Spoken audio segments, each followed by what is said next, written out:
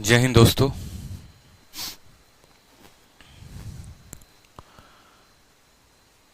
कैसे हैं आप लोग? All okay? चलिए, सभी लाइव हैं। तो हम कहाँ पर थे? कौन से टाइप को हमने ख़त्म किया था, बताइए। आज हम कौन सा टाइप करने वाले थे?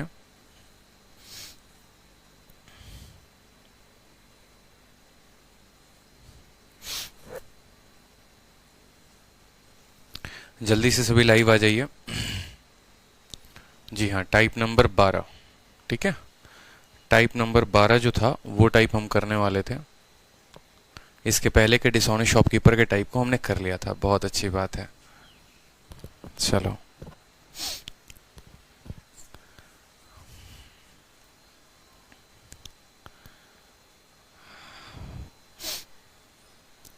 आ जाओ सभी, जल्दी से लाइव आ जाओ एक बार। जितने हो सभी लाइव आ जाओ। ठीक हो भाई? अभी ठीक हो, कोई दिक्कत की बात नहीं है। All okay.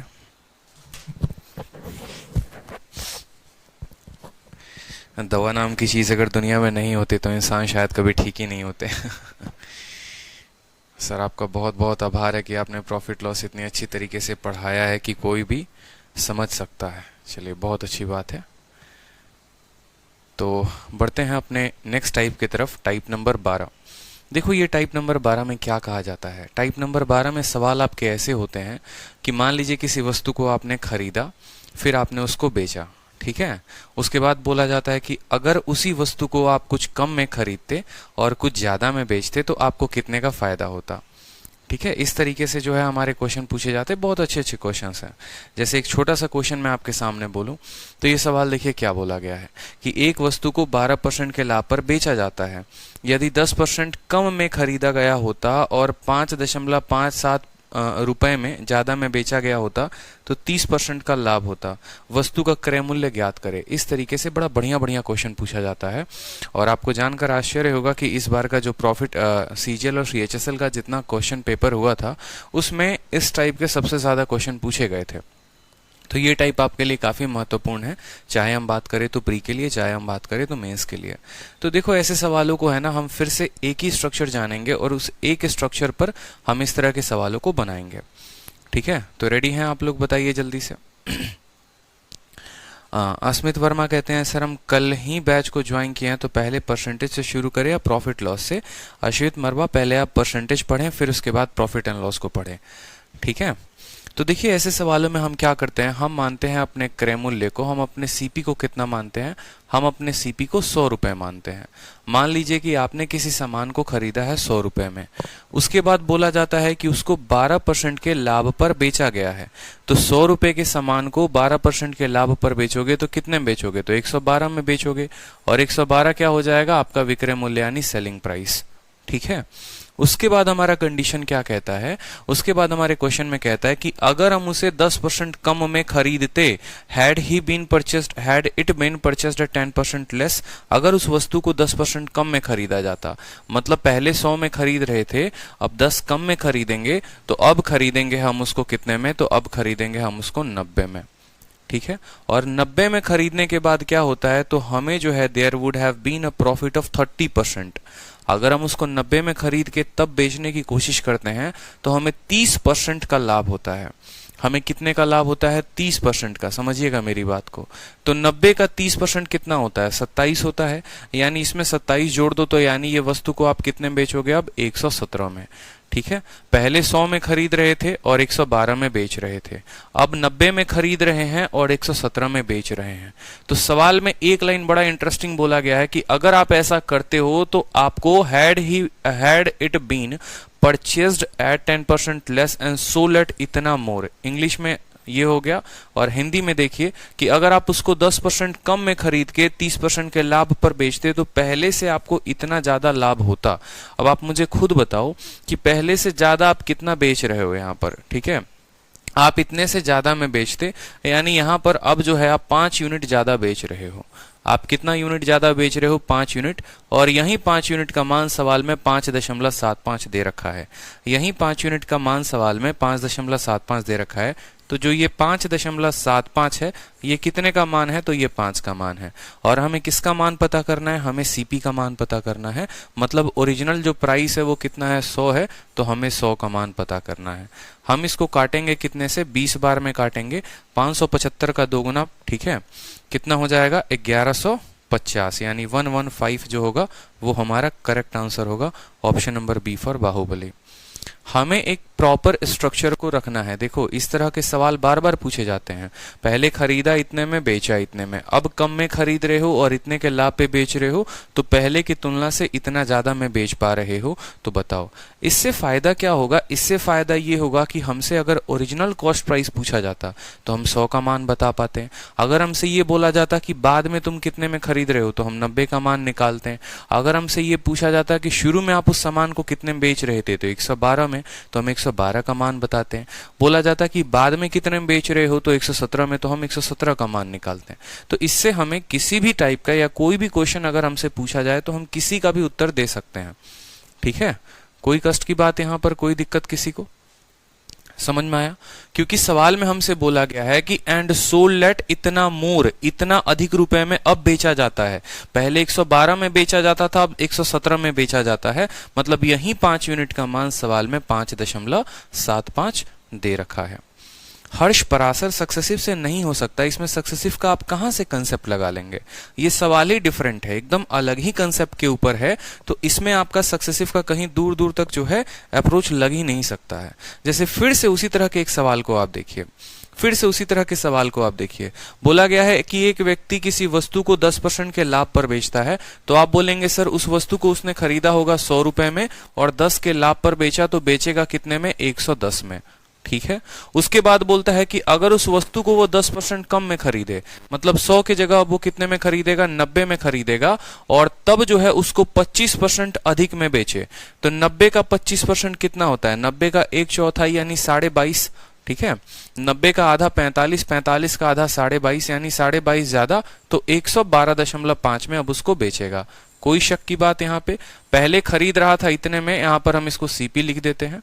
देखिए, एक एक बात लिखते चलिए, कोई दिक्कत की, बहुत आसान है, बहुत आसान है। पहले हम खरीद रहे थे 100 में, बेच रहे थे 110 में, फिर खरीदा 90 में और 25% लाभ पर बेचा, यानी 112.5 में बेचा। ठीक है, 112.5 में बेचा है। कोई दिक्कत की बात यहाँ पे? तो पहले से कितने अधिक में बेच रहे हैं? पहले 110 में बेच रहे थे, अब 112.5 में। इन दोनों का अंतर कितना है? 2.5। और यही 2.5 का मान सवाल में बोला हुआ है 3 मोर देन द प्रॉफिट, बोला गया ना यहाँ पर।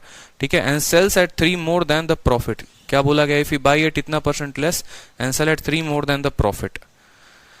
यदि उसने इस वस्तु को 10% कम मूल्य पर खरीदा एवं 3 रुपए अधिक लेकर बेचा, 3 रुपए अधिक लेकर बेचा होता, 3 रुपए अधिक लेकर बेचा होता, 3 rupees more than the selling price होगा। यहाँ प्रॉफिट वर्ड को हटाइए, यहाँ पर सवाल में प्रॉफिट वर्ड गायब होगा।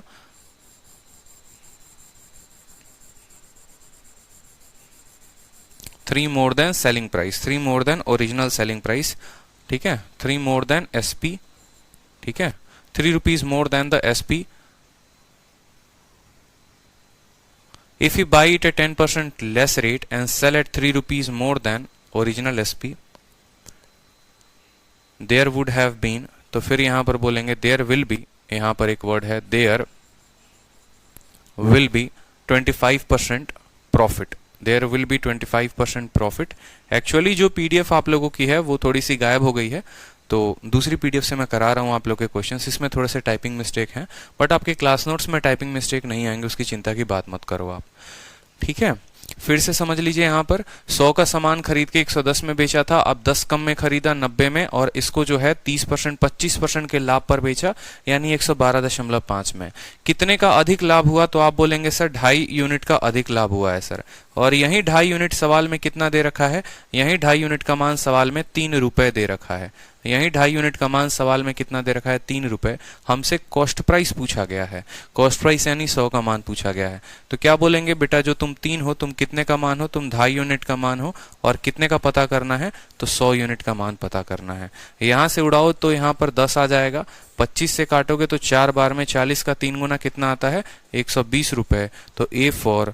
ठीक है, आओ कभी हवेली पे। बहुत अच्छे, अजहरुद्दीन जो है वो काफी फॉर्म में है और काफी सही उत्तर दे रहे हैं, अच्छी बात है। कुछ बच्चे पूछ रहे थे कि सर यहाँ पर 117 कैसे आया। मेरे भाई पहली बार वो जो बेचता है तो पहली बार उसको कितने के लाभ पर बेचता है, 12 के, तो 100 में 12 जोड़ दो, 112 हो गया। दूसरी बार बेचता है तो 30% के लाभ पर है, तो अपने क्रय मूल्य का ही तो 30% लाभ होगा, तो 90 का 30% 27 होता है, यानी 90 में 27 जोड़ो तो 117 में बेच रहा है। ठीक है। अंजलि दुबे कह रहे हैं सर एक ही बार में इस मेथड से आ गया, बहुत अच्छा मेथड है, चलिए बहुत अच्छी बात है। फिर से सवाल को देखिए, एक और सवाल, जब तक आपको क्लियर नहीं होगा ना और जब तक आप धुरंधर नहीं बन जाओगे तब तक इसी टाइप पर मैं क्वेश्चंस कराते रहूंगा, क्योंकि मुझे आपके माइंड में ये टाइप को फिट कर देना है कि आप आज के बाद इस तरह के सवालों को एकदम उड़ा दोगे बिना पेन पेपर के। ठीक है। सवाल में बोला गया है कि एक व्यक्ति किसी वस्तु को 20% के लाभ पर बेचता है, क्या बोलोगे, कैसे लिखोगे?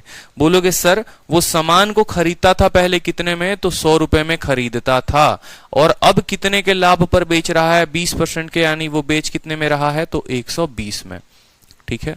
अब बोला गया है कि यदि उस सामान को वो 20 रुपए कम में खरीदे, यदि उस सामान को 20 रुपए कम में खरीदे, इससे छोड़ो बाद में देखेंगे, एक छोटा सा और क्वेश्चन मैं आप लोगों को कराता हूं। मान लो कि पहले कोई इंसान, ठीक है, मान लो पहले कोई व्यक्ति किसी वस्तु को 20% के लाभ पर बेचता था, यानी वो 100 रुपए के सामान को 120 में बेचता था। अब उस सामान को वो 10% कम में खरीद रहा है, यानी अब 100 रुपए के जगह पर वो कितने में खरीद रहा है, 90 में खरीद रहा है, और अब उस सामान को 40% के लाभ पर बेचता है। तो 40% के लाभ का मतलब 90 का 40% होता है 36, यानी वो कितने में बेचेगा, 126 में। तो पहले की तुलना में उसे जो है मान लो 30 रुपए ज्यादा का पहले से 30 रुपए ज्यादा में वो बेच पाता है, पहले से 30 रुपए ज्यादा में वो बेच पाता है, तो बताओ क्रय मूल्य कितना होगा? तो बोलोगे सर पहले से ज्यादा यहां पर 6 यूनिट है, और यही 6 यूनिट जो है वो कितने के बराबर है, यही 6 यूनिट जो है वो 30 रुपए के बराबर है, यही 6 यूनिट 30 के बराबर है। फिर से समझिएगा, किसी वस्तु को 100 रुपए में खरीद रहे थे तो 20% के लाभ पर बेच रहे थे, यानी 120। अब उसको 10% कम में खरीदा, यानी 90 में खरीदा। 90 में खरीदने के बाद उसको 40% के लाभ पर बेच रहे हो, यानी 126 में बेच रहे हो आप। तो पहले की तुलना में 6 यूनिट जो है वो ज्यादा बिक रहा है, लेकिन इसी 6 यूनिट का मान सवाल में 30 रुपए दिया गया है और बोला गया है ये 100 यूनिट का मान बताओ। तो बोलो आप क्या बोलोगे, सर ये जो 30 यूनिट, ये 30 रुपए है, ये कितने का मान है, 6 का मान है। कितने का बताना है, 100 का बताना है। 6 से काटेंगे 5 बार में तो आएगा आपका 500 रुपए जो था वो इस वस्तु का क्रय मूल्य था। क्लियर हो गया? क्लियर हो गया? यहां पर कोई कष्ट की बात, कोई दिक्कत की बात यहां पे? चलिए अगला सवाल देखिए। अब जैसे मान लीजिए ये सवाल बोला गया है कि एक व्यक्ति एक वस्तु को 20% के लाभ पर बेचता है, तो आपने कहा 100 में खरीदा होगा तो 120 में बेचा होगा। इसमें कोई शक की बात यहाँ पे कि सर 100 में खरीदा है तो 120 में बेचा होगा। उसके बाद बोला जाता है कि अगर वह उसको 20 रुपए कम में खरीदता है और 20 रुपए कम में बेचता है तो उसको जो लाभ होगा वो पहले से 10% ज्यादा होगा। There would have been a profit of 10% more. पहले कितने का लाभ हो रहा था, 20% का, अब उसको 10% और अधिक का लाभ होगा, यानी अब उसको 30% का लाभ होगा। ये हमारे सवाल में कहा गया है। फिर से बार बार सवाल को पढ़ो, जब तक समझ में ना आए तब तक पढ़ो। बोला क्या गया है कि पहले उस सामान को 20% के लाभ पर बेच रहा था, अब 20 रुपए कम में खरीदा, 20 रुपए कम में बेचा, तो पहले से 10% ज्यादा का लाभ हुआ। पहले 20 का होता था, अब 10 और ज्यादा होगा, यानी अब 30% का लाभ होगा। तो सामान का क्रय मूल्य बोला गया है। अब बहुत बच्चे गलती क्या करेंगे यहाँ पर, वो गलती ये करेंगे कि बोला गया है 20 रुपए कम, तो 100 में से 20 को घटा के यहाँ 80 लिख देंगे, 120 से 20 को घटा के यहाँ पर 100 लिख देंगे, और फिर यहां पर जाकर सोचेंगे बैठकर कि अब करे तो करे क्या। मेरे भाई ऐसे नहीं होगा, इस तरीके से नहीं करेंगे। इस बात को समझिए। क्यों नहीं करेंगे? क्योंकि ये 100 जो है ना, ये 100 100x है। एक तरीके से आप मानो तो ये 100x है, ये रेशियो लिया है। आप 100 के जगह 500 भी ले सकते हो, 100 के जगह 1000 भी ले सकते हो, 100 के जगह 10,000 भी ले सकते हो। कभी भी इस यूनिट से रुपए को नहीं घटाया जाता है। मैंने आपको पहले भी बताया था कि जब आप एक वेरिएबल मानते हैं तो उस वेरिएबल से कभी भी पैसे को मत घटा देना। अगर इसमें से मान लो बोला गया है कि अब इसमें से कम खरीदता है, तो आप बोलोगे पहले वो इतने में खरीद रहा था, अब 20 रुपए कम में खरीद रहा है, तो बोलोगे सर वो 100x - 20 में खरीद रहा है। ये होगा आपका ओरिजिनल सीपी। पुराना सीपी क्या था, इतना, अब इससे 20 रुपए कम, यानी ये हमारा सीपी हो गया। फिर उसके बाद बोला जाएगा कि अब जो है इससे 20 रुपए कम में बेच रहा है, तो आप बोलोगे सर अब 120x माइनस 20 में बेच रहा है, इतने में बेच रहा है। समझ गए मेरी बात को, समझे कि नहीं समझे? और इसी का 130% क्या है, ये है। आप ऐसे भी बोल लो, देखो अगर 20 रुपए बोलेगा 20 घटाओ 40 बोलेगा 40 घटाओ 50 बोलेगा 50 घटाओ, क्योंकि एक वेरिएबल से आप एक फिक्स अमाउंट को घटा रहे हो। ठीक है, समझ में आया बात? तो ये हमारा सीपी हो गया, ये हमारा एसपी हो गया। और अब कितने का लाभ हो रहा है, तो अब 10% अधिक का लाभ हो रहा है। पहले 20% का लाभ हो रहा था, अब 10% और हो रहा है, मतलब अब जो लाभ है वो 30% का लाभ है। तो मुझे बताओ यहां पर प्रॉफिट कितने का है, तो बोलोगे सर यहां पर प्रॉफिट 30% का है। कॉस्ट प्राइस हमारा ये है, सेलिंग प्राइस हमारा ये है, और प्रॉफिट कितने का है, 30% का है। तो क्या आप ऐसा कह सकते हो, बताओ जल्दी से, क्या आप कैसा कह सकते हो कि सर ये जो 100x माइनस 20 है, ये हमारा क्या है, सीपी है। देखो आप बोलोगे ना सर सीपी अपॉन एसपी का जो वैल्यू होगा वो कितना होगा, सीपी कितना है, तो 100x माइनस 20, आपको समझाने के लिए इतना लिख रहे हैं। और एसपी कितना है, तो 120x माइनस कितना हो जाएगा, 20 हो जाएगा। लाभ कितने का है जनाब, तो लाभ 30% का है। जब 30% का लाभ होता है, मुझे बताइए, तो 30% का मतलब कितना होता है, 3/10 होता है। नीचे वाला क्या होता है, सीपी, ऊपर वाला क्या होता है, प्रॉफिट। तो अगर हमें सीपी और एसपी का रेशियो लिखना हो तो क्या लिखेंगे, बोलेंगे सीपी हमारा कितना है 10, और 10 में 3 का लाभ, यानी एसपी कितना का होगा, 13 का। लिख सकते हैं कि नहीं? 20% के लाभ पर ये रेशियो 5 और 6 का हो जाता है, कि 5 के सामान को 6 में बेचेंगे। 10% के लाभ में 10 का सामान 11 में बिकता है। 30% के सामान को 30% के लाभ पर 10 का सामान 13 में बिकेगा। अब बोलोगे सर रेशियो क्यों लिखा है? अगर रेशियो नहीं लिखेंगे तो इस एक्स का वैल्यू आप नहीं निकाल पाओगे। समझ गए मेरी बात को? रेशियो नहीं लिखोगे तो इस x का मान नहीं निकाल पाओगे। अब यहां पर आप इसको सॉल्व करो। 13 से जो है 100 को गुना करोगे तो आ जाएगा आपका 1300x। ठीक है, 13 से 20 को गुना करोगे तो आ जाएगा 260। 10 से गुना करोगे 100 को तो हो जाएगा 1200x, और माइनस हो जाएगा 200। ठीक है, 1300 में से 1200 जाएगा तो आ जाएगा आपका 100x, और 260 में से 200 जाएगा तो आ जाएगा 60। हमसे पूछा क्या गया था, हमसे पूछा गया था वस्तु का क्रय मूल्य कितना है। क्रय मूल्य कितना है बताओ, 100x, और 100x की वैल्यू कितनी आ गई है, 60 आ गई है। मतलब उस सामान को हमने खरीदा कितने में था, 60 में खरीदा था। ठीक है, समझ लीजिए सवाल को। आप ऐसे कह सकते हैं कि पहले हमने खरीदा 100 में, फिर 20 के लाभ पर बेचा तो 120 में बेचा, फिर हमने 20 रुपए कम में खरीदा। सबसे बढ़िया मेथड है इस तरीके से। अगर आप एक लाइन में समझेंगे तो मैं एक लाइन वाला भी मेथड आप लोगों को बता दूंगा अभी। ठीक है, लेकिन आप लोगों को ये बेसिक अप्रोच जरूर ध्यान रखना है कि 20 कम का खरीदने का मतलब 100x में से 20 घटाना, 20 कम बेचने का मतलब 120x में से 20 घटाना, और तब ये सीपी है और ये एसपी है, और इनका रेशियो 10:13 लिख सकते हैं हम। इसके अलावा जो है आप यहां पर देखोगे तो आप इसको एक और शॉर्ट मेथड से कर सकते हो, परसेंटेज में, जैसे मैंने क्रॉस मल्टीप्लिकेशन मेथड सिखाया होगा आप लोगों को। ठीक है, क्रॉस मल्टीप्लिकेशन सिखाया होगा, आप उससे भी कर सकते हो, या रेशियो का भी मदद लेकर कर सकते हो आप। ठीक है, तो वैसे भी करोगे लेकिन वो आपको काफी ज्यादा समय लगा देगा। बस यूं समझ लो, जैसे मान लो कि पहले जो अनुपात था वो कितना था, 20% का प्रॉफिट था, तो कोई सामान खरीदा 5 में तो बेचा कितने में, 6 में। ऐसे लिख सकते हैं कि नहीं लिख सकते हैं, बताइए। किसी वस्तु को 20% के लाभ पर बेचते हैं तो खरीदा 5 में तो बेचा 6 में। इसमें से हमने 20 रुपए कम कर दिया, इसमें से भी हमने 20 रुपए कम कर दिया, और अब वो अनुपात हो गया कितना, अब 10% का और लाभ हो रहा है। अब 10% का और लाभ हो रहा है तो आप बोलेंगे अब 10 के सामान को हम कितने में बेच रहे हैं, 10 के सामान को हम 13 में बेच रहे हैं। 10 के सामान को हम कितने में बेच रहे हैं, 13 में बेच रहे हैं। आप इसको दो तरीके से यहां से कर सकते हो, एक तो क्रॉस मल्टीप्लिकेशन का मेथड लगाकर, और दूसरा रेशियो का मेथड लगाकर। रेशियो के मेथड से करोगे तो क्या होगा, आप ऐसे समझ लो इस सवाल को कि पहले दो लोगों की जो उम्र थी वो 5:6 थी।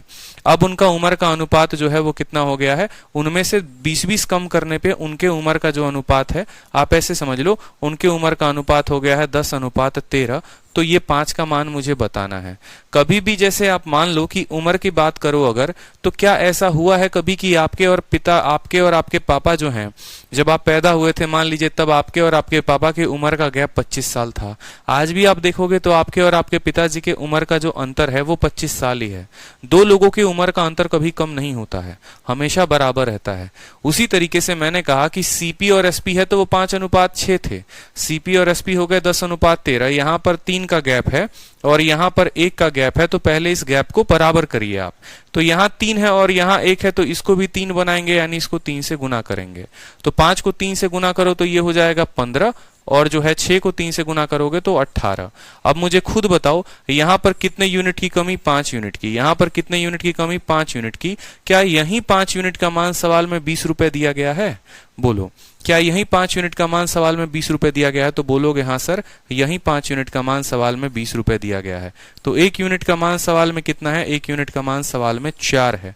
अगर 1 यूनिट का मान सवाल में 4 है तो हमें ये 15 यूनिट का मान बताना है। 15 यूनिट का मान 15 × 4, तब भी उत्तर हमारा कितना आएगा? 60 आएगा।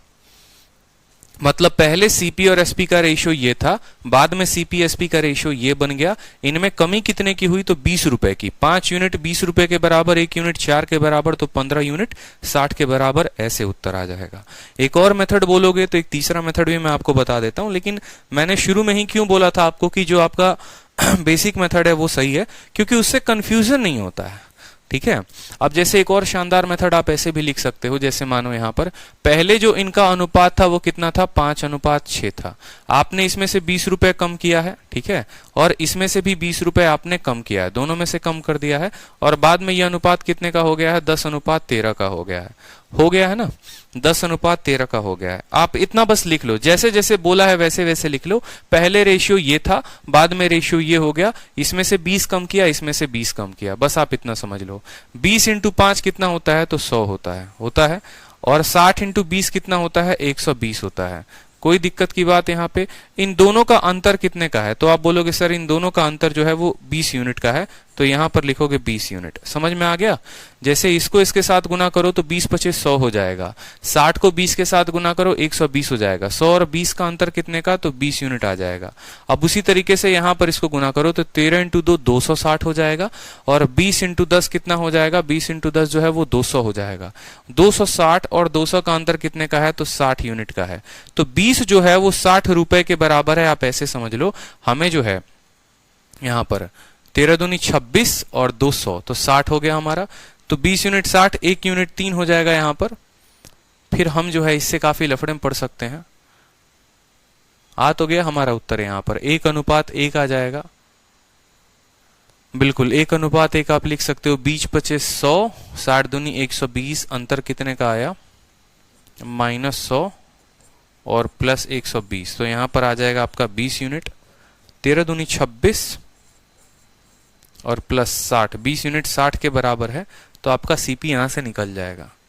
20 यूनिट 60 के बराबर है सीपी, बट ये और कॉम्प्लिकेटेड होगा, इसको छोड़ दो आप, इसको छोड़ दो, ये और कॉम्प्लिकेटेड बनते जाएगा आप लोगों के लिए। ठीक है, तो उतना नहीं सोचना है। चलिए, जैसे ये सवाल हो गया, फिर से एक और सवाल मैं आप लोगों को दिखाता हूं। एक और सवाल हो गया, देखिए, जैसे एक व्यक्ति किसी वस्तु को 25% के लाभ पर बेचता है। अगर वह उसको 900 कम रुपए में खरीदे और 900 कम में बेचे तो उसको 5% अधिक का लाभ होगा। बताइए इनिशियल कॉस्ट प्राइस जो है वो कितना होगा? इनिशियल कॉस्ट प्राइस कितना होगा?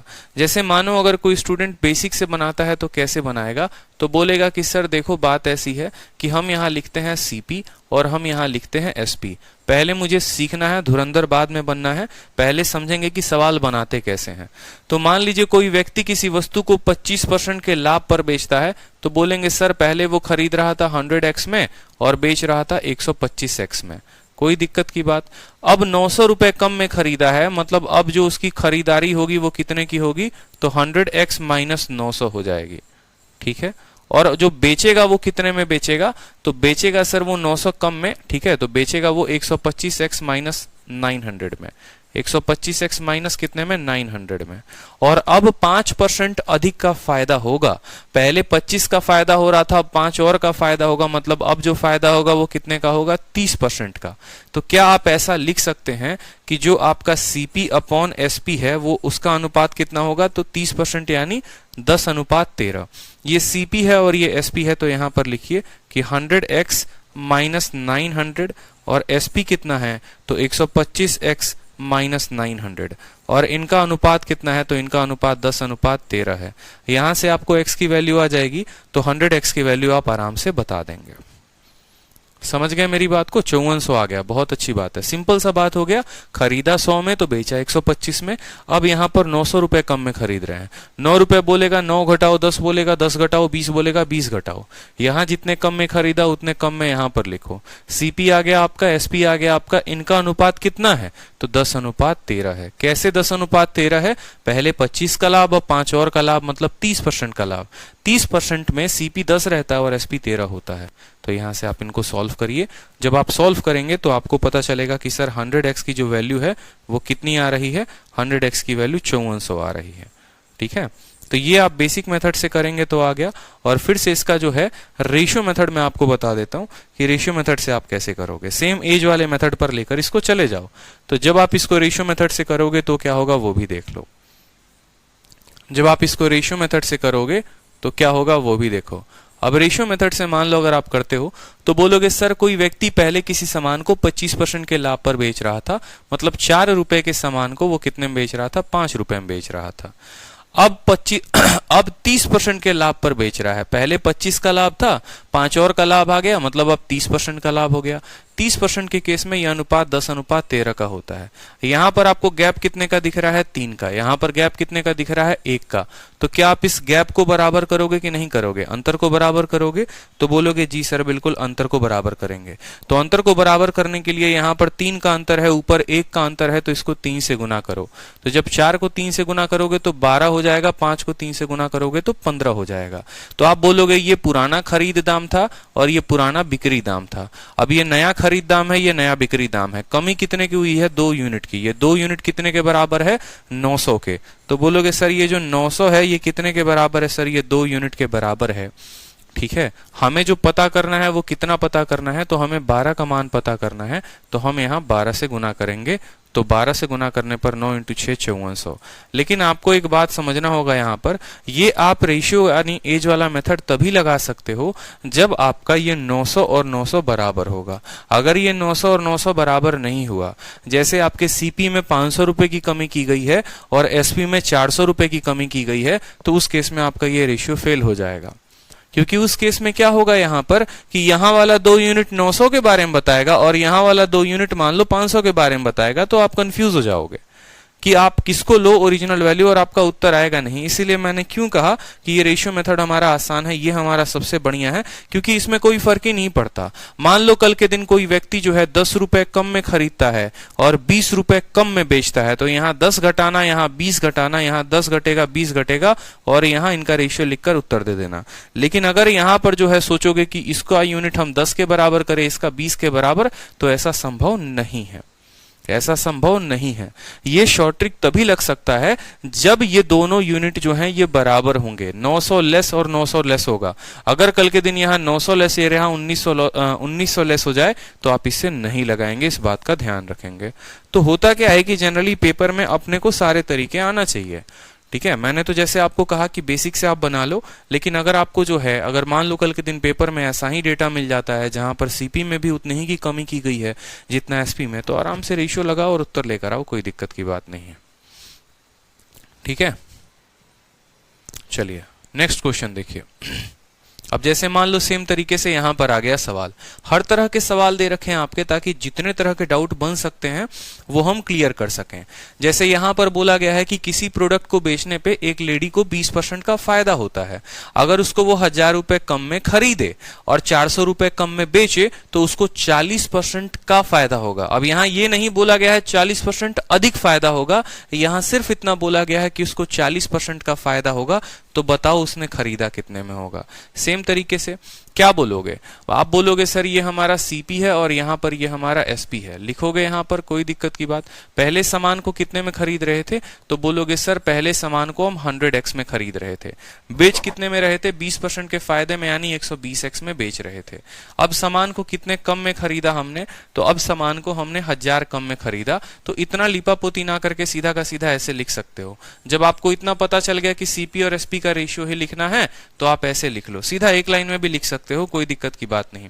आप बोलोगे सर पहले सामान को हम मान लीजिए 100 रुपए में खरीद रहे थे और बेच कितने में रहे थे, तो उसको हम 20% के फायदे में बेच रहे थे, मतलब 120 में बेच रहे थे।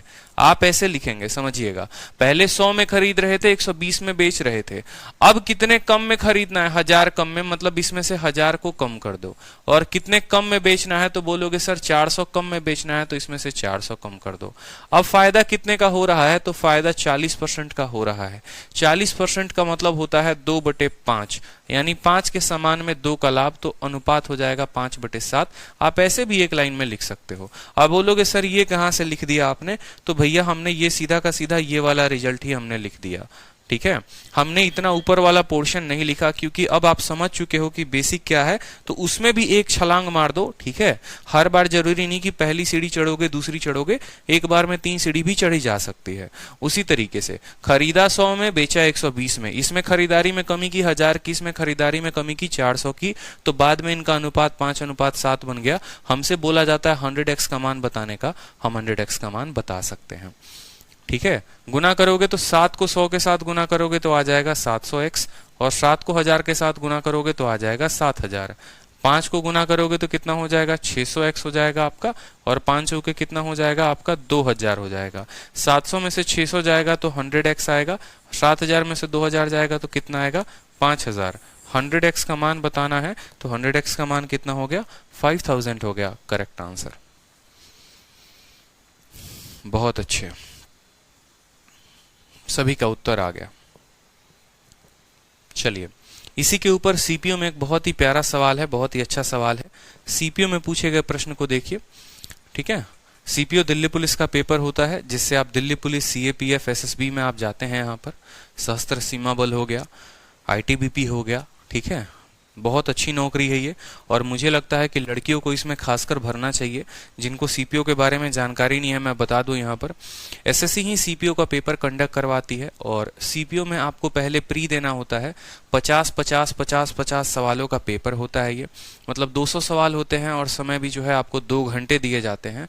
कट ऑफ इसकी काफ़ी कम जाती है। पहले शुरू में 2016-17 के करीब में सीपीओ का जो कट ऑफ जाता था, वो जाता था आपको 98, 95 ऐसे करके जाता था। लेकिन बाद में इसका कट ऑफ जो है थोड़ा बढ़ गया था, तो 110, 120 इतने के कट ऑफ में, इसके करीब में इसका कट ऑफ रहता है। बहुत ज़्यादा इसका कट ऑफ जाता नहीं है। सबसे मजे की बात यह है कि जब आप सीपीओ का प्री दे देते हैं और कट ऑफ आप क्वालिफाई कर लेते हैं, तो उसके बाद आपको बुलाया जाता है दौड़ के लिए, फिजिकल के लिए।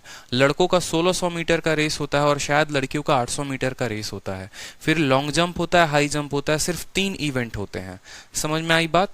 रेस, लॉन्ग जंप मतलब लंबी दूरी, हाई जंप, और शायद शॉर्ट पुट भी होता है, गोला फेंकना होता है, जो आराम से क्वालिफाई कर लेते हैं।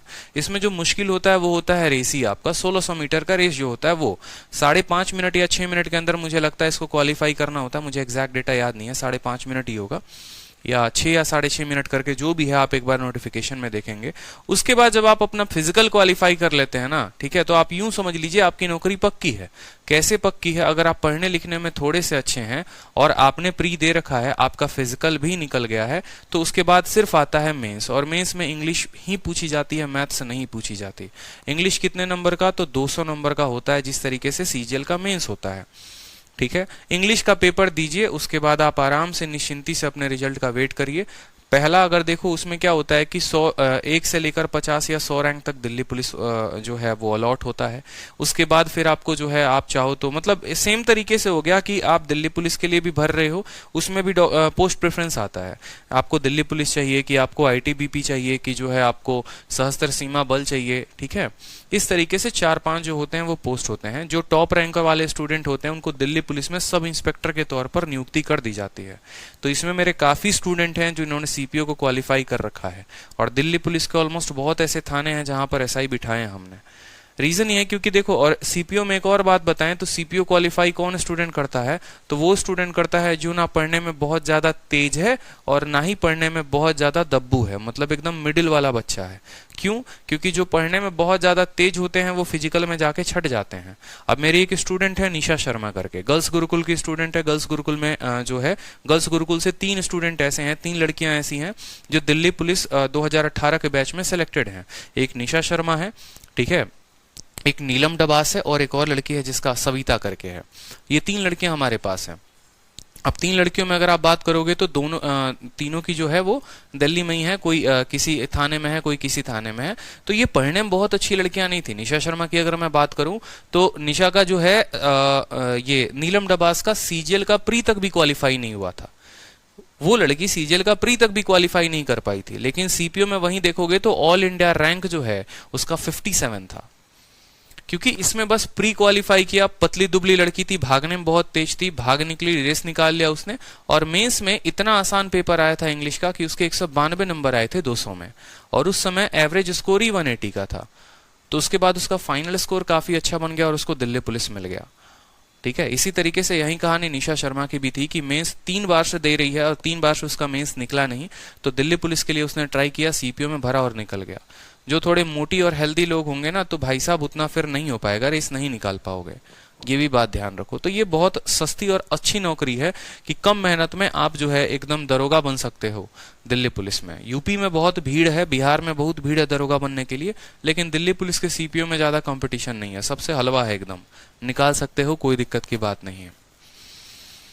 ठीक है, हाइट वाइट की कुछ ज्यादा आवश्यकता नहीं है, जितनी हाइट मेरी है उतनी हाइट चाहिए होती है। देख लो एक बार नोटिफिकेशन को, और लड़कियां जरूर भरे इसको। ठीक है, गर्ल्स गुरुकुल से काफी सिलेक्शन रहा है इसमें हमारा। और आप लोगों को भी एक बात बता दें, जितने बच्चे गुरुकुल ज्वाइन करना चाहते हैं गुरुकुल ज्वाइन कर लो, क्योंकि कल से गुरुकुल में जो है आप लोगों का क्लास स्टार्ट हो जाएगा। कल से पूरा एक प्रॉपर तरीके से हम गुरुकुल में अपने जो है सिलेबस को स्टार्ट करने वाले हैं। पूरा गुरुकुल जो है वो शुरू हो चुका है। गुरुकुल में ही आप गाइडेंस में रहोगे, हमारे गुरुकुल में ही हमारे गाइडेंस में पढ़ाई करोगे। ठीक है, कंप्लीट गाइडेंस में। गुरुकुल का नंबर जो है मुझे लगता है आप लोगों को पहले भी हमने दे रखा है। चश्मा लगा हुआ है, चश्मा लगा हुआ है नीतीश कुमार, कोई दिक्कत की बात नहीं है। मेरा एक दोस्त है अमित धंकड़ करके, जो 2019 के बैच में सिलेक्टेड हुआ है, उसको भी चश्मा लगा था, लेकिन जब फिजिकल की बारी आई तो जाकर उसने भोपाल से लेस करवा लिया, और लेस करवाने के बाद जो है उसका ठीक हो गया, उसका सिलेक्शन हो गया। ठीक है, तो गुरुकुल के बारे में भी आज रात में जो है हम यूट्यूब पर पूरा का पूरा बताएंगे। बाकी और स्टूडेंट किसी को अगर गुरुकुल की इंक्वायरी करनी हो तो एक नंबर लिख रहा हूं, आप इस पर गुरुकुल की इंक्वायरी कर लेंगे। 78368, ठीक है, 783688400। ये नंबर नोट कर लो, इस पे गुरुकुल की इंक्वायरी आप कर सकते हो। 783688400। ये हमारा गुरुकुल का ऑफलाइन है, जहां से कल जो है पूरा का पूरा ऑफलाइन बैचेस स्टार्ट होने वाला है। रहना भी यही है, खाना भी यही है, पढ़ना भी हमारे गाइडेंस में ही है। ठीक है, बिल्कुल। चलिए, तो सवाल को देखते हैं कि एक व्यक्ति किसी वस्तु को खरीदता है और बेचता है उसको 10% के लाभ पर। अगर वह उसको 20% कम में खरीदे और 10,000 रुपए ज्यादा में बेचे तो उसको 40% का प्रॉफिट होगा। बताओ सामान की कीमत कितनी थी। हाँ, प्रभाकर राव कहते हैं गुरुकुल क्या है। देखो, गुरुकुल एक ऐसा हमारा एक तरीके से यूं समझ लीजिए जैसे आप बाहर रहते हैं, और बाहर रहते हैं तो आप पीजी का किराया अलग से देते हैं, आप अलग अलग जगह पर कोचिंग लेते हैं, जैसे मैथ स्पेशल अलग ले रहे हैं, इंग्लिश स्पेशल अलग ले रहे हैं, रीजनिंग स्पेशल अलग ले रहे हैं, तो उसका फीस जो होता है वो अलग अलग होता है। लाइब्रेरी ज्वाइन करते हो तो उसका जो फीस होता है वो अलग होता है, खाना खाते हो उसका फीस अलग होता है। इसके अलावा बाहर में आपको कोई गाइड करने वाला नहीं होता है, तो बाहर में कोई आपको गाइड करने वाला भी नहीं है, तो आप पढ़ाई करोगे कैसे, करोगे क्या करोगे। तो गुरुकुल हमारा एक बिल्डिंग है, यूं समझ लीजिए, जिसके 3 फ्लोर हैं। पहले फ्लोर पे बच्चे रहते हैं, दूसरे फ्लोर पर क्लासेस हैं और लाइब्रेरी चलती हैं, और तीसरे फ्लोर पर आपका मेस है। उसमें रहने की जो सुविधा है बच्चों के लिए, बॉयज के लिए सिर्फ और सिर्फ लिमिटेड सीट्स हैं, 85 हैं, और गर्ल्स गुरुकुल का जो बिल्डिंग है वो अलग है। उसी तरीके से गर्ल्स गुरुकुल का जो कैपेसिटी है वो 25 सीट्स की कैपेसिटी है वहां पर। ठीक है, दोनों में होता क्या है कि आपकी जो क्लासेस है वो गुरुकुल में ही चलती हैं, आपका खाना गुरुकुल में ही मिलता है, लाइब्रेरी जो है वो गुरुकुल में ही है। ठीक है, आपको गुरुकुल से बाहर नहीं जाना है, पूरा दिन आपका फोन ले लिया जाता है, सिर्फ रात में 1 घंटे के लिए आपको फोन दिया जाता है। गुरुकुल में ही आपको जो है टीचर आते हैं, वहीं पर आपकी क्लासेस में क्लासेस लगती हैं, और जब आपकी क्लासेस नहीं होती हैं तो आपको लाइब्रेरी में पढ़ना है। आपका जो वार्डन है वो आपको सुबह उठा देते हैं, और शाम को जो है जब जब आपका शेड्यूल है, सुबह 6 बजे से अगर आपका शेड्यूल है तो 6 बजे आपको उठा दिया जाएगा, आपको जाना है लाइब्रेरी में पढ़ाई करना है। हर स्टूडेंट से पर्सनल टीचर का 1-to-1 गाइडेंस होता है, जैसे किसी स्टूडेंट को मैं गाइड करता हूँ, फिर विक्रमजीत सर जो है वो गाइड करते हैं, सैटरडे संडे जो है वो काउंसलिंग होती है। आपको उसी तरीके से टारगेट दिया जाता है, अगर आपका कोई डाउट है तो आप हमसे पूछते हैं, तो उस तरीके से हम आपको गाइड करते हैं। जब आपका पेपर आता है तो क्रैश कोर्स करवाया जाता है। ठीक है, तो एक तरीके से यूं समझ लीजिए कि आप हमें 6 महीने दो, हम आपको नौकरी देंगे, ऐसा वाला कंसेप्ट है। फीस कोई बहुत ज्यादा नहीं है, जितना आप बाहर रहते हैं उतना ही आपका फीस है, क्योंकि गुरुकुल एक ऐसा प्रोजेक्ट है जिसको लेकर लाइफ में हम लोग काफी जो है सीरियस हैं, और काफी सिलेक्शन हम लोगों ने गुरुकुल से दिया है। तो इसको बिजनेस नहीं बनाना है, इससे सिलेक्शन देना है। बाहर जितना मुखर्जी नगर का फीस है 9,000 रुपए, 8,000 से 10,000 तक जो फीस होती है वही गुरुकुल की फीस है। जो स्टूडेंट कोचिंग लेना चाहता है उसकी फीस 11,000 रुपए है पर मंथ, और जो स्टूडेंट कोचिंग नहीं लेना चाहता, सिर्फ हमारे गाइडेंस में पढ़ना चाहता है, गुरुकुल में रहना है, खाना है, लाइब्रेरी ज्वाइन करना है, तो उसकी फीस 9,000 रुपए पर मंथ है। ठीक है, 2,000 रुपए एक्स्ट्रा उन बच्चों के इसीलिए लगते हैं क्योंकि उनके लिए हमें बाहर से टीचर बुलाना पड़ता है। जीएस स्पेशल हो गया, मैथ स्पेशल हो गया, और बहुत सारी चीजें हो गई जो हमें कराना पड़ता है, इस वजह से जो है वो फीस है। ये गुरुकुल आपका दिल्ली में है, और यहीं दिल्ली गुरुकुल में ही मैं रहता था। ठीक है, और वहीं पर जो है मेरी क्लासेस चलती हैं रात में। इसी तरीके से बाकी टीचर्स की भी क्लासेस चलती हैं, और आप हमारे गाइडेंस में ही वहां पर तैयारी करते हैं। तो कल से गुरुकुल का स्टार्ट होने वाला है बैच। नंबर जो आपको दिया उस पर आप इंक्वायरी करके बाकी चीजें आप उस पर पूछ सकते हो, किसी को कोई भी डाउट हो तो। ठीक है, चलो सवाल देखो एक बार। गुरुकुल बहुत बेस्ट अपॉर्चुनिटी है आप लोगों के लिए। अगर आप चाह रहे हो, सोच रहे हो कि 2 साल से तैयारी कर रहे हैं सर, गाइडेंस है नहीं, निकल नहीं रहा है, तो आराम से आपके लिए गुरुकुल है, खुला है, आइए। और बहुत लिमिटेड सीट्स बचे हुए हैं, इस बात का भी ध्यान रखें। जहां पर भी आपको कोई भी दिक्कत आएगी, मैं हूं पर्सनली आपको गाइड करने के लिए वहां पे, तो उसके लिए आपको परेशान नहीं होना है। अब बोला गया है एक व्यक्ति किसी सामान को 10% के फायदे में बेचता है। तो मान लीजिए ये हमारा सीपी हो गया और ये हमारा एसपी हो गया। ठीक है, 10% के फायदे में बेचता है, और बोला गया है कि 10% के फायदे में, तो आप बोलेंगे कि सर खरीदा कितने में था, तो मान लीजिए 100 में, बेचा कितने में, तो 120 में। ठीक है, सॉरी 10% का फायदा है ना, तो 110 में। उसके बाद बोला गया है कि अगर वो उसको 20% कम में खरीदे, मतलब 100 के सामान को वो कितने में खरीदे, 80 में खरीदे, और उसको 10,000 रुपए ज्यादा में बेचे, तो उसको प्रॉफिट होगा 40% का, प्रॉफिट 40% का। 80 का 40% 32 होता है, यानी यहां पर 122 में उसको बेचेगा। ठीक है, और कितने मोर की बात हुई है, सोल्ड इट फॉर 10,000 मोर। पहले 110 में बेच रहा था, अब 122 में बेचेगा, यानी कितना यूनिट, 12 यूनिट। यही 12 यूनिट का मान सवाल में कितना दे रखा है, 10,000 दे रखा है। ठीक है, यही 12 यूनिट का मान सवाल में 10,000 दे रखा है। समझ में आई बात? यही 12 यूनिट का मान सवाल में कितना है, 10,000 है। तो हमसे कितने यूनिट का मान पूछा गया है, हमसे 100 यूनिट का मान पूछा गया है। क्या आप बता सकते हैं, बताइए। पहले सामान पे 10% का लाभ था, तो 100 के सामान को 110 में बेच रहे थे। फिर उसके बाद आपने 20% कम में खरीदा, मतलब 80 में खरीदा। 40% का फायदा हुआ, मतलब आप इसको 122 में बेच रहे हैं। ठीक है, पहले से कितना अधिक में बेच रहे हैं, 12 यूनिट। यही 12 यूनिट का मान सवाल में 10,000 है। तो आप ऐसा कह सकते हैं कि सर ये जो 10,000 रुपए हैं, ये 12 का मान है, हमें कितने का मान बताना है, 100 का। क्या बता पाएंगे आप यहाँ पर, बताइए। एक आदमी एक वस्तु को खरीदा और उसे 10% के लाभ पर बेच देता है। यदि उसने 20% कम में वस्तु खरीदा होता और 10,000 अधिक में बेचा होता, तो उसे 40% लाभ कमाया होता। 8 चौके 32, 12 तो कटेगा ही नहीं भाई इससे, 4 तो कट जाएगा, 3 कैसे काटोगे। तो वस्तु का क्रय मूल्य ज्ञात करे। सवाल में कुछ ना कुछ जो है टाइपिंग मिस्टेक मुझे लग रहा है। अच्छा, यहाँ पर हाँ ठीक है, ये गलती है ना, 112 आएगा ना, 32 जोड़ेंगे 80 में तो 112 आएगा। कितना आएगा, 112 आएगा। तो ये जो है 2 का मान होगा, और 2 का मान होगा तो 100 का मान बताना है। 50 इंटू जो है 10,000, 100 का मान बताना है।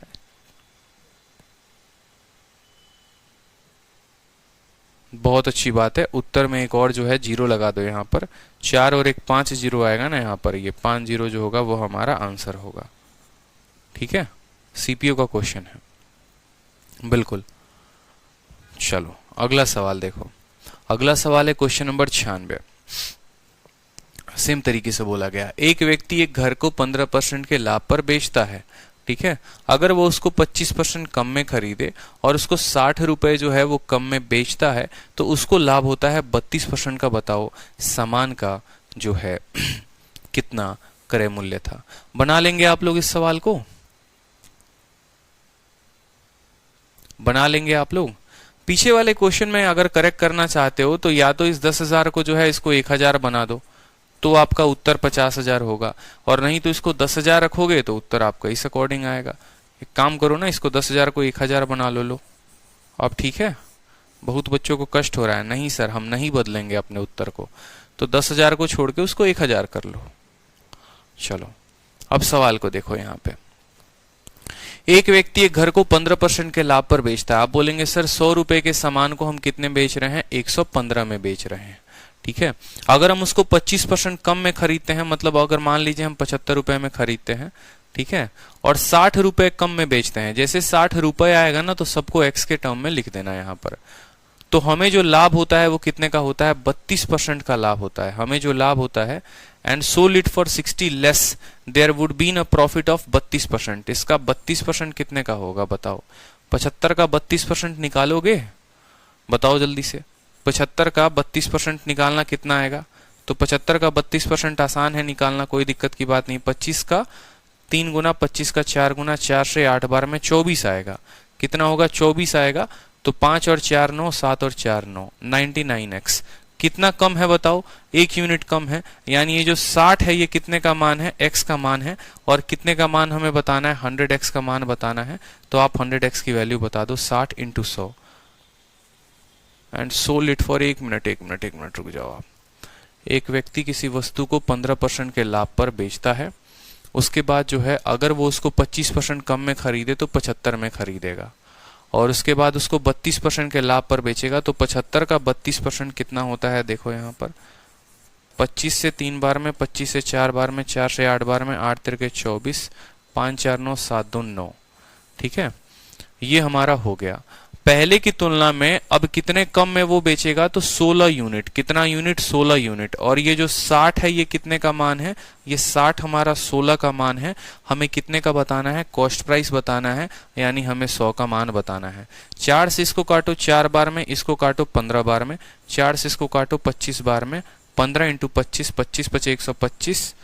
ठीक है, 12, 25 से कम 25 और 37, 375 हमारा उत्तर होगा। 15 पचे 75 और 15 दूनी 30 और 7 37। ठीक है, ऑप्शन नंबर सी जो होगा वो करेक्ट आंसर। इतने के सामान को इतने में बेचा, 25% कम में खरीदा, 32% ज्यादा में बेचा, मतलब 99 में बेचा। तो पहले की तुलना में कितना कम में बेचे, तो 60 रुपए, यानी 16 का मान जो है वो 60 दे रखा है, 100 का मान बताना है। ठीक है, चलिए एक तरीके से सेम फिर है कि एक बुक सेलर किसी किताब को 10% के लाभ पर बेचता है। अगर वह 4% कम में खरीदे और 6 रुपए ज्यादा में बेचे तो उसको इतने % का लाभ होगा, बताओ कॉस्ट प्राइस कितनी होगी। ठीक है, हाँ भाई, हर्ष पराशर गुरुकुल में मैं पढ़ाता हूँ मैथ, विक्रमजीत सर पढ़ाते हैं रीजनिंग, और सुनील सर जो है वो इंग्लिश पढ़ाते हैं, और जीएस की जो फैकल्टी होती है वो हमारी मुखर्जी नगर की फैकल्टी होती है। तो ये सवाल आगे के जो हैं 2-3 ये आपको पीजीडब्ल्यू में दिए जा रहे हैं, ये आपको घर से करने हैं। उसी तरीके से यहाँ पर है कि एक वस्तु को 20% के लाभ पर बेचा जाएगा, 20 रुपए कम में खरीदा, 20 रुपए कम में बेचा, तो लाभ 10% ज्यादा होगा, सीपी बताओ। ये भी सवाल आप कर सकते हो, ये भी सवाल आपके लिए पीजीडब्ल्यू है। ठीक है, सेम तरीके से यहाँ पर है कि एक व्यक्ति किसी वस्तु को 12% के लाभ पर बेचता है। अगर वह उसको 12% कम में खरीदे, 9 रुपए कम में बेचे, तो उसको 27% का लाभ होगा, बताओ ओरिजिनल कॉस्ट प्राइस क्या होगा। तो ये 3 सवाल जो हैं मेरी तरफ से आप लोगों के लिए पीजीडब्ल्यू है, ये भी आप कर सकते हैं। 100 मानिएगा, 100 में मानने के बाद आप उसको 12% के प्रॉफिट में बेच रहे हैं तो 112 में बेचेंगे। आप उसको 12% कम में खरीदेंगे, यानी 100 में से 12 घटाएंगे तो आपका 88 आएगा, और 88 का 27% निकाल कर आप जोड़ेंगे तो काफी अच्छा क्वेश्चन ये बनेगा। थोड़ा कैलकुलेटिव हमने रखा है। अब इसी कंसेप्ट के ऊपर एक सीजीएल में क्वेश्चन पूछा गया है, तो सीजीएल का क्वेश्चन आप देखिए सेम तरीके से। ठीक है, सीजीएल का भी एक क्वेश्चन है, और सीजीएल का जो क्वेश्चन आया है डेटा के साथ वो सामने लिखा हुआ है। बोला गया है कि अनु किसी वस्तु का विक्रय मूल्य इसके उत्पादन लागत से 25% अधिक निर्धारित करती है। यदि उत्पादन की लागत 20% बढ़ा दी जाती है, ठीक है, और एवं विक्रय मूल्य 10% बढ़ा दिया जाता है, तो उसका प्रतिशत लाभ कितना होगा। उत्पादन की लागत 20% बढ़ा दो, बताओ कितने का उत्तर आ गया, बताना। कितने बच्चों का उत्तर आ गया इस सवाल का, पढ़ते उत्तर दे पाए? क्या अरे सर अब तो पढ़ लिया, एक लाइन में आंसर दे देंगे, बताओ आया उत्तर? बहुत गड़बड़ बा हो हाल, हाल बहुत गड़बड़ बा।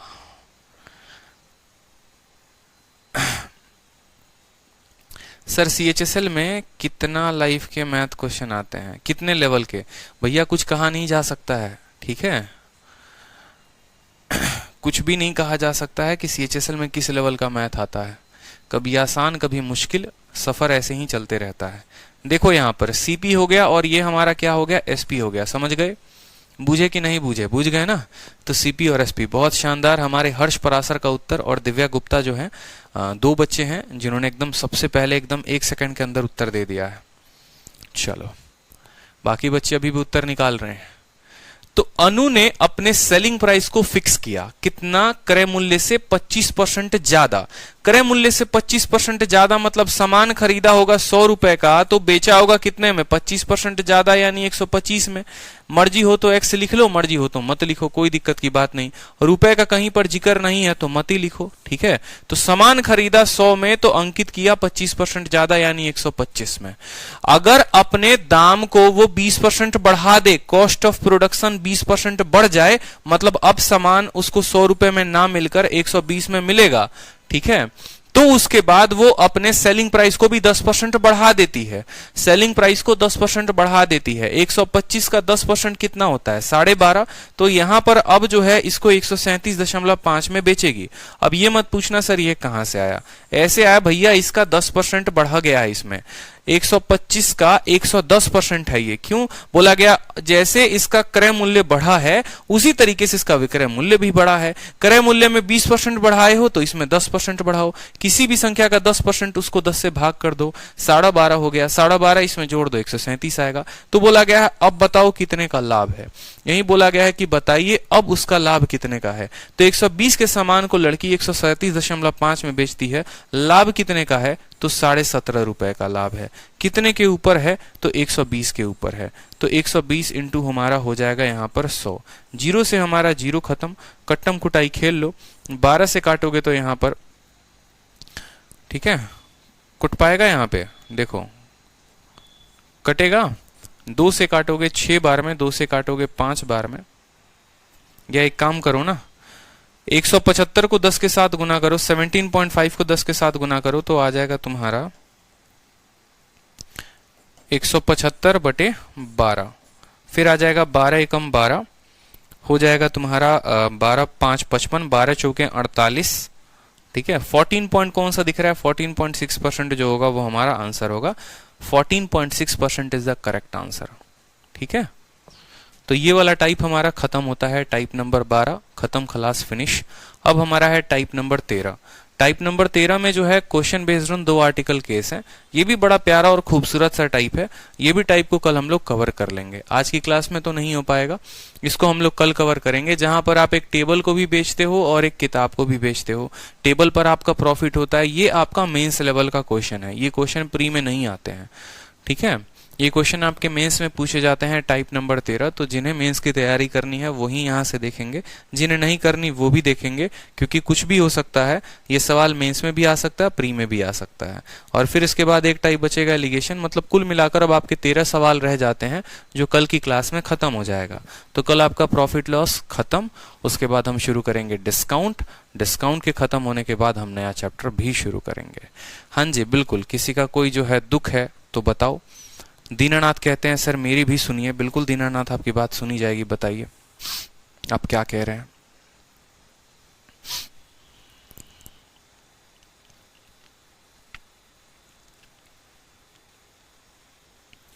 लव यू भाई, लव यू। बताओ किसी स्टूडेंट का कोई डाउट है तो बता लीजिए। आपका जो है यहाँ पर टाइप खत्म होता है, नेक्स्ट टाइप अपन कल से पढ़ेंगे। जितनी चीजें पढ़ा रहा हूँ रिवाइज करते जाओ, नहीं तो कुछ नहीं सीख पाओगे, इस बात का ध्यान रखो। वीकली टारगेट दीजिए सर। देखो वीकली टारगेट जो है, आप अपना टारगेट आप खुद सेट करो। रीजन ये है क्योंकि आपकी कमजोरी और आपका स्ट्रॉन्ग पॉइंट मैं नहीं जानता कि आपको मैथ कितना आता है, आपको इंग्लिश कितना आता है।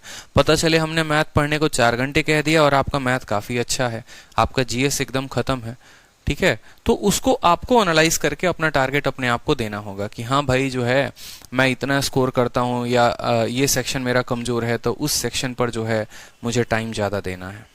हाँ, टाइम एंड वर्क में डाउट क्लास लगाएंगे, बिल्कुल लगाएंगे अजय, ठीक है, कोई दिक्कत की बात नहीं है। हाँ विपुल यादव, मैं ठीक हूँ भाई, कोई दिक्कत की बात नहीं है, आप लोगों का प्यारा आशीर्वाद है, ठीक रहेंगे। दीनानाथ कहते हैं सर मैं 2 ईयर से लगा हुआ हूँ एसएससी के पीछे, अभी तक नहीं पहुंचा। उसके बाद आपका कमेंट ही गायब हो गया। देखो भाई, अगर 2 साल से लगे हो, ठीक है, और अगर जो है गाइडेंस में कुछ कमी है या ये है, तो आप गुरुकुल ज्वाइन कर लो, ठीक है। क्लासेस तो मिल ही जाएंगी वहाँ पे, और हमारी तरफ से पूरी की पूरी गाइडेंस मिलेगी आपको। अगर आप मेहनती स्टूडेंट हैं, अगर आपको लगता है कि हम जो टारगेट आपको देंगे आप उतना कंप्लीट कर लेंगे, तो आपको गुरुकुल ज्वाइन करना चाहिए, ठीक है। आप 10 दिन रह के देखो, 15 दिन रह के देखो, आपको खुद ब खुद चीज़ें बहुत समझ में आ जाएंगी कि आप कहाँ गोता लगा रहे थे और असली समंदर कहाँ पर है। जब आपसे तगड़े तगड़े कंप्यूटर यहाँ दिखेंगे, 15-16 घंटे पढ़ते दिखेंगे ना आपको, तो पता चलेगा कि आप कितना पढ़ रहे थे, कहाँ पढ़ रहे थे, और जहन्नुम का रास्ता कहाँ था, जन्नत का रास्ता कहाँ था, जाना किधर था। बहुत सारी चीज़ें होती हैं जो देखना होता है, ठीक है। चलो, अंकुर राणा, शीट 2 नहीं होगा क्या सर? प्रॉफिट लॉस में एक ही शीट है भाई, शीट 2 की बात ही नहीं है। सिर्फ परसेंटेज में मैं 2 शीटें देता हूं, बाकी हर टॉपिक में एक शीट होती है। चलिए, हाँ, गुरुकुल का टाइम लिमिट और कॉन्टैक्ट नंबर मैंने दिया तो था आप लोगों को अभी। और टाइम लिमिट ऐसा कुछ भी नहीं है, देखो टाइम लिमिट का कुछ भी ऐसा कोई सीन नहीं है कि आपके साथ कोई कॉन्ट्रैक्ट है या कुछ है। आराम से आओ रहो। जो हमारी तरफ से होता है वो 6 महीने की तैयारी होती है कि हम 6 मंथ में पूरा सिलेबस कवर अप करवाते हैं, और 6 मंथ में आपको 0 से हीरो बना देंगे। 7836884000 ये है हमारा गुरुकुल का इंक्वायरी नंबर। इस पर कॉल करो, इंक्वायरी करो, जो भी आपकी इंक्वायरी है, ठीक है। चलो भाई, बढ़िया है।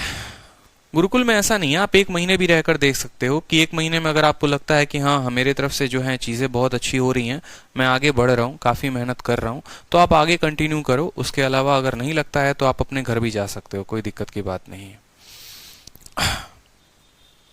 चलिए, गुरुकुल में रहकर यूपीएससी की प्रिपरेशन करना है, हो सकता है बिल्कुल, लेकिन यूपीएससी के लिए आपको गाइड करने वाला कोई नहीं होगा, आपको खुद सेल्फ गाइडेंस में पढ़ना होगा, ठीक है। चलो, तो पूरा रिवाइज करो, ठीक है। Divya Gupta, please reply me. क्या कह रहे हैं दिव्या, आप बताइए।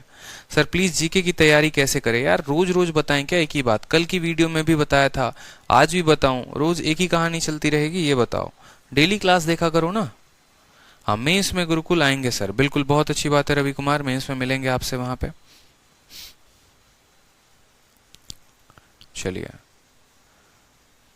सर, 2023 तक 0 से हीरो बन जाएंगे ना? संजना वर्मा, आप अपनी मेहनत से 0 से हीरो बनेंगे, ठीक है। बस मेरा जो है रास्ता दिखाना काम है, आपको उस पर चलना है। अगर आप चल लिए जितना हमने बताया है तो फिर तो आप हीरो बन ही जाएंगे, कोई दिक्कत की बात नहीं है। टेस्ट सीरीज कहाँ से दें? कहीं से भी दे सकते हैं, ठीक है। आप जो है टेक्स्ट बुक जो है वहां पर आप टेस्ट सीरीज वहां से परचेस कर लीजिए और वहां से आप टेस्ट सीरीज दीजिए, कोई दिक्कत की बात नहीं है। किसी का भी अभी टेस्ट सीरीज लगाओ, कोई इशू नहीं है। प्रीवियस ईयर खत्म करो और प्रीवियस ईयर के बाद किसी भी कंपनी का टेस्ट सीरीज लगाओ, उसमें कोई फिक्स नहीं है कि नहीं इन्हीं का लगाना है, इनका नहीं लगाना है। हाँ, शीट से काम हो जाएगा, बिल्कुल शीट से काम हो जाएगा, लेकिन अगर आप मेहनती स्टूडेंट हैं और आपको मेहनत करना अच्छा लगता है, 200 में 200 अगर आपका टारगेट है, तो मेरा मानना है कि शीट के अलावा आप कोई एक और किताब पकड़ लीजिए।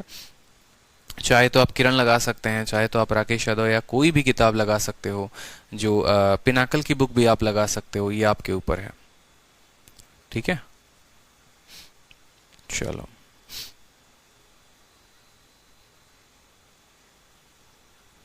हाँ, पिनाकल की बुक लगा सकते हो। पिनाकल की बुक आती है 5000 प्लस करके, आप उससे लगा सकते हो। मेरा मानना है किरण की किताब सही रहेगी आप लोगों के लिए, क्योंकि किरण में जो है सवाल थोड़े अच्छे हैं और उस तरीके से आप उनके क्वेश्चंस को सॉल्व कर पाओगे। CHSL का कट ऑफ, अब ये भी पूछ लो कि सलमान खान की शादी कब होगी, वो भी बता देंगे हम आपको। बताओ, अनप्रेडिक्टेबल चीजें, मतलब हद है।